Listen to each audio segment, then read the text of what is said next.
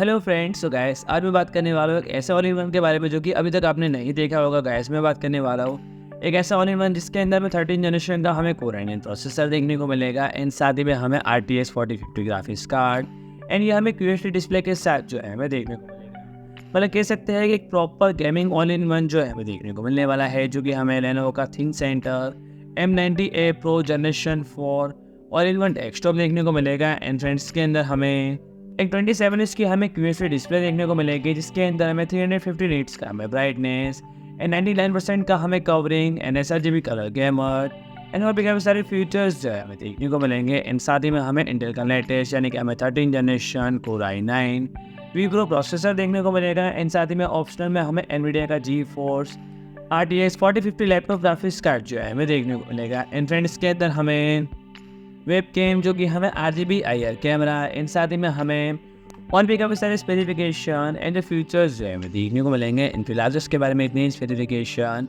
And जो features सब ही देखने को मिलते हैं। एंड गाइस, और भी अगर इसके बारे में कुछ नई इन्फॉर्मेशन आती है तो जल्दी मेरे को न्यू वीडियो लेके आऊँगा। तो फ्रेंड्स, आज के लिए इतना ही।